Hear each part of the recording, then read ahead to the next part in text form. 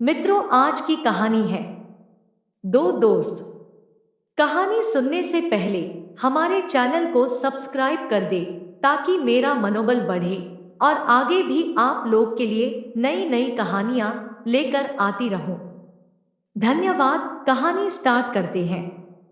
एक बार की बात है, एक जंगल में एक शेर रहता था। वह उस जंगल का राजा था। शेर की दोस्ती एक चीते के साथ थी। एक दिन शेर ने चीते से कहा कि मैं इस जंगल का राजा हूं और सब मुझसे डरते हैं।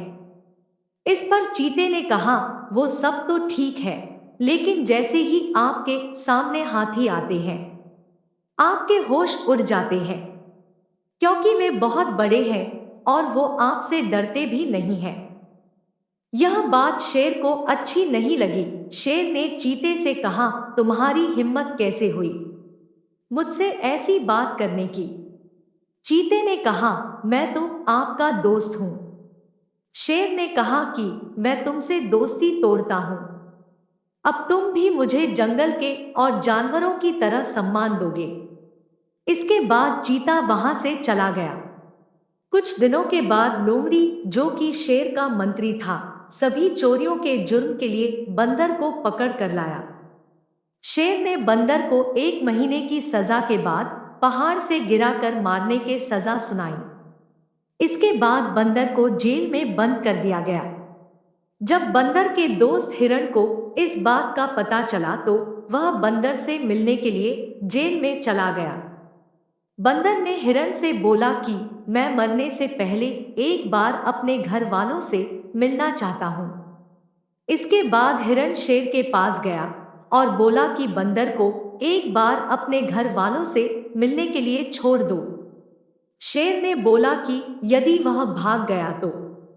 हिरण ने बोला कि जब तक बंदर वापस नहीं आ जाता, जब तक आप मुझे जेल में रख सकते हैं।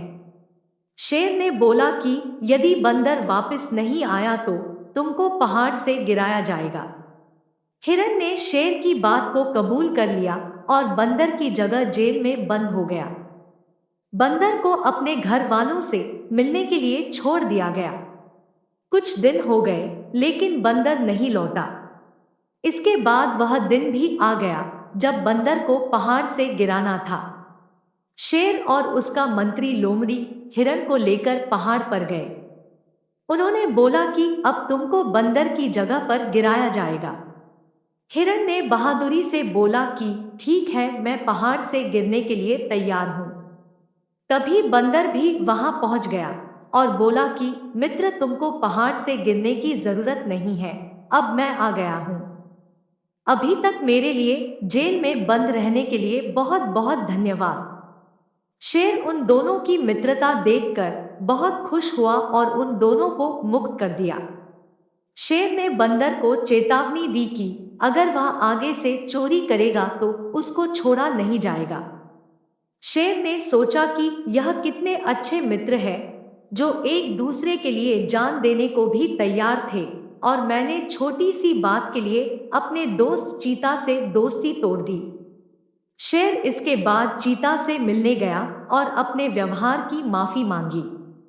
इसके बाद शेर और चीता दोबारा दोस्त बन गए। इस कहानी से हमें यह सीख मिलती है कि हमें छोटी छोटी बातों को लेकर सच्ची मित्रता को नहीं तोड़ना चाहिए। दोस्तों, आप लोगों से विनती है कि हमारे चैनल को सब्सक्राइब कर दें ताकि मेरा मनोबल बढ़े और नई नई कहानियां लेकर आती रहूं।